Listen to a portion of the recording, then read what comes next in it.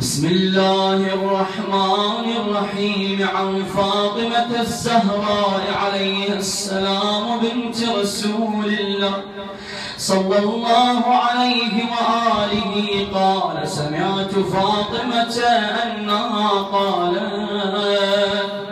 دخل علي أبي رسول الله صلى الله عليه وآله في بعض الأيام وقال: السلام عليك يا فاطمة. وقلت: عليك السلام. قال: إني أجد في بدني ضعفا. وقلت له: أعيذك بالله يا أبتاه من الضعف. فقال: يا فاطمة ائتيني بالكساء اليماني فغطيني به. فأتيته بالكساء اليماني فغطيته به وصرت أنظر إليه وإذا وجهه يتلألأ كأنه البدر في ليلة تمامه وكماله. وما كانت إلا ساعة وإذا بولدي الحسن عليه السلام قد أقبل وقال: السلام عليك يا أماه. فقلت: وعليك السلام يا قرة عيني وثمرة فؤادي. فقال: يا أماه، إني أشم عندك رائحة طيبة كأنها رائحة جدي رسول الله صلى الله عليه وآله. وقلت: نعم، إن جدك تحت الكساء.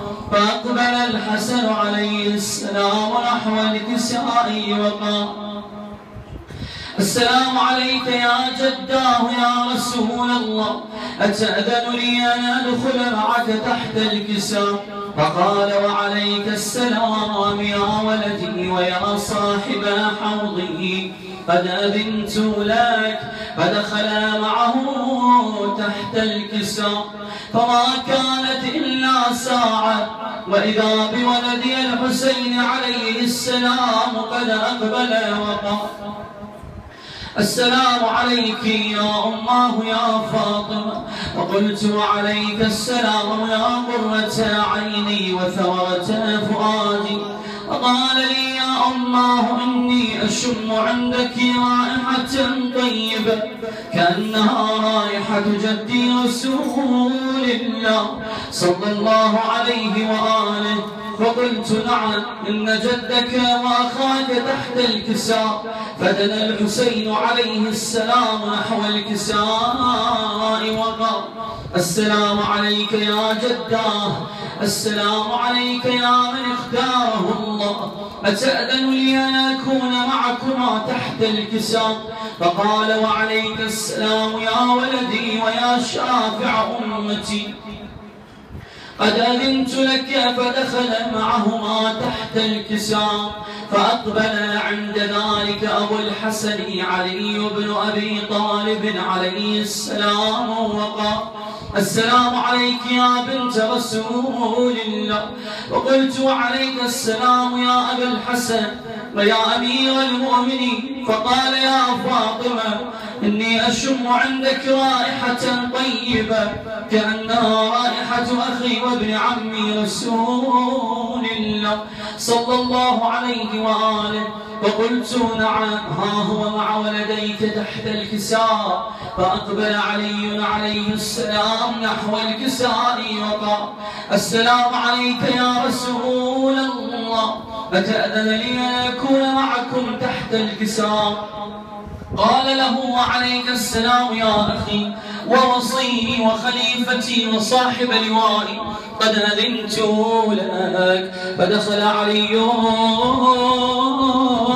عليه السلام تحت الكساء ثم أتيت نحو الكساء وقلت: السلام عليك يا أبتاه يا رسول الله، أتأذن لي أن أكون معكم تحت الكساء؟ قال: وعليك السلام يا بنتي ويا بضعتي، قد أذنت لك.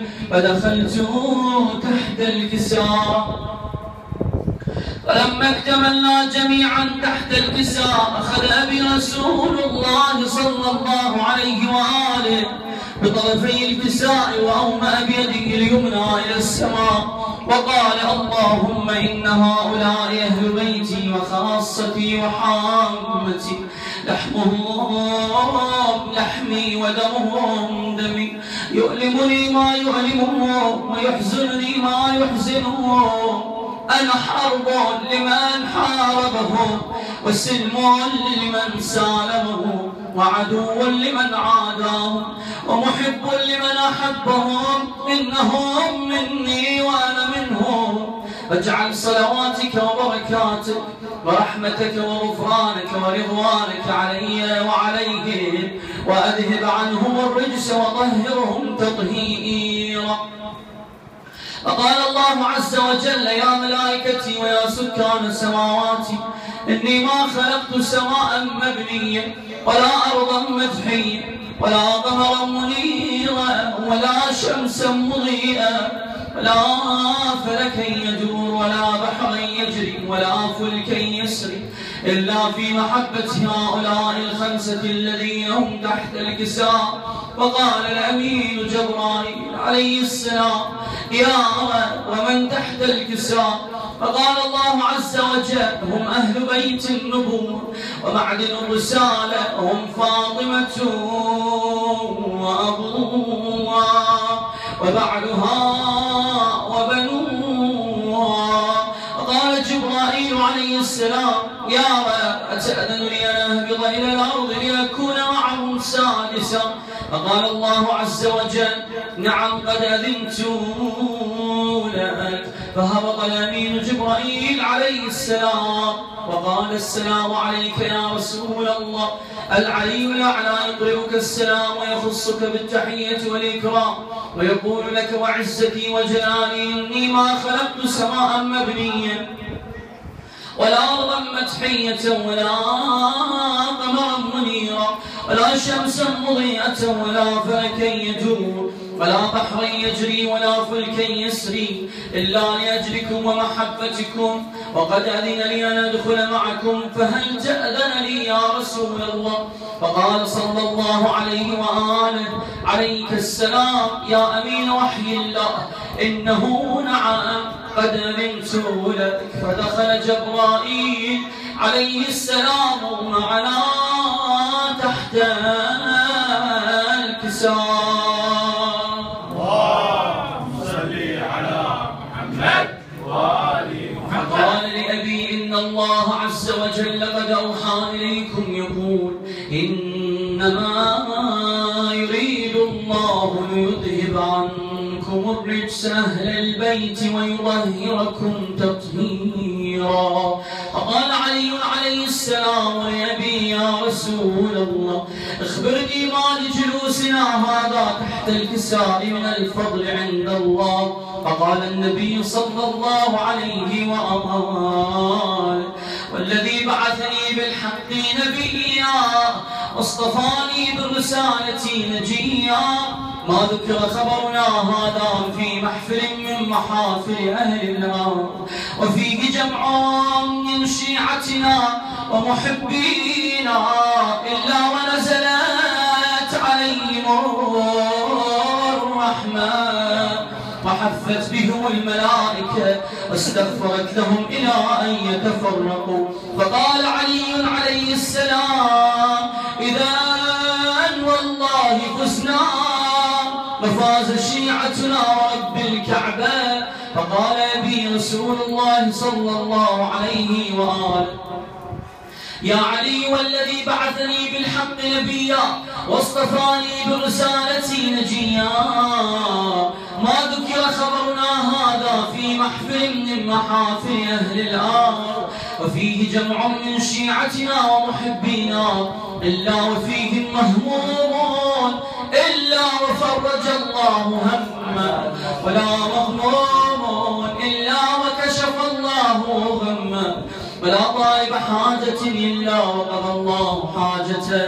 فقال علي عليه السلام: إذا والله فزنا وسعدنا وكذلك في شيعتنا فازوا وسعدوا في الدنيا والآخرة ورب الكعبة. اللهم صل على محمد وآل محمد. اكو موقف